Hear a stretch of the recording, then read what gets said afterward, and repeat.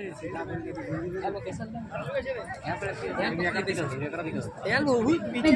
की बेटी सुषमा कुमारी धनबाद जिले के गोविंदपुर प्रखंड के सहाराज पंचायत के रामपुर पहाड़पुर के पावन धरती पर जैविक एसेस के सभी सदस्यों तथा यहाँ आए सभी लोगों को जोहार करती हूँ।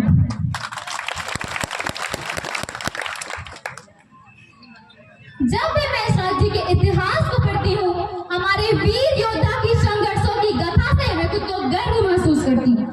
दूसरी ओर झारखंड राज्य 15 नवंबर 2000 के अस्तित्व में आने के बाद से लेकर 2023 तक के इतिहास को पढ़ती हूँ तो मेरा दिल इस राज्य की पीड़ा को देखकर बिलक बिलक कर रोता है। भारत का सबसे अधिक खनिज उत्पादन करने वाला राज्य हमारा झारखंड गरीबी में दूसरा नंबर पर क्यों है? हमारा राज्य पूरे देश को लोहा, तांबा, यूरेनियम, बॉक्साइट, ग्रेफाइट, कोयला तथा सबसे उच्च कोटि के मास्कोफाइट अभ्रक देता है, जिनकी मांग आज पूरे देश में ही नहीं बल्कि पूरे विश्व में है। फिर भी हमारा राज्य गरीबी में दूसरा नंबर पर क्यों है? मैं बताती हूँ। इसका सबसे बड़ा और सबसे मुख्य कारण है तो वो है इस राज्य की शासन व्यवस्था गलत लोगों के हाथ में होना।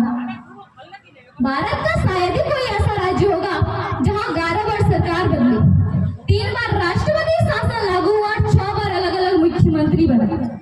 और एक आश्चर्य की बात बता दूं मैं आप सबको कि हमारे राज्य में एक निर्दलीय मुख्यमंत्री भी बना और वो है सबसे बड़ा घोटालेबाज। जी हाँ, झारखंड का पहला और भारत का तीसरा निर्दलीय मुख्यमंत्री श्री मधु कोड़ा जी। उन्होंने अपने शासन काल में 34,000 करोड़ का घोटाला किया। जरा ध्यान से सुनिएगा, मधु कोड़ा जी ने अपने शासन काल में 34,000 करोड़ का घोटाला किया, जिससे मतलब जितना हम सोच भी नहीं सकते।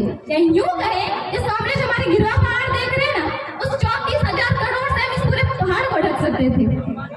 और इतना ही नहीं, 4 करोड़ की रिश्वत देने का इस पर जुर्म भी सिद्ध हुआ।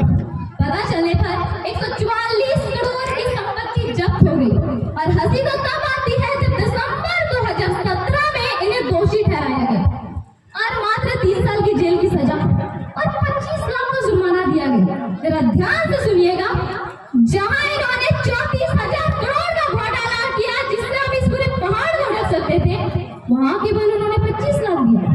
जो हमारे विक्रम भैया दिख रहे हैं ना, इनके दोनों जेब में पॉकेट में जाएंगे 25 लाख।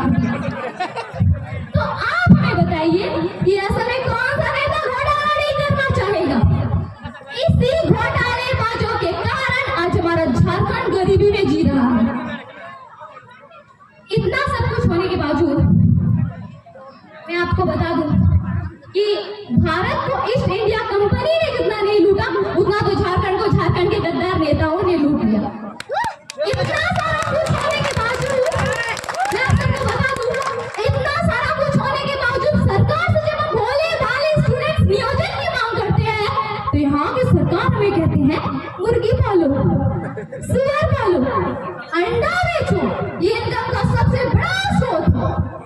तो मैं सरकार से कहना चाहती हूँ कि हम लोग क्या मुर्गी और अंडा बेचने के लिए आपको मुख्यमंत्री बनाए?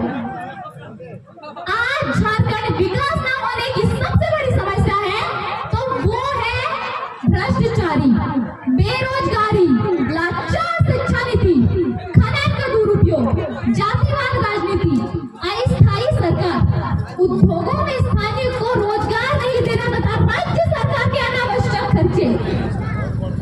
अगर 2024 में झारखंड को बदलाव का उदय कराना है तो मैं सुषमा कुमारी झारखंड के 5 प्रमंडल, 24 जिला, 45 अनुमंडल, 264 प्रखंड, 32,615 गाँव तथा 4,402 पंचायत से आह्वान करती हूँ कि son of Jharkhand tiger Jairam Mahato के नेतृत्व में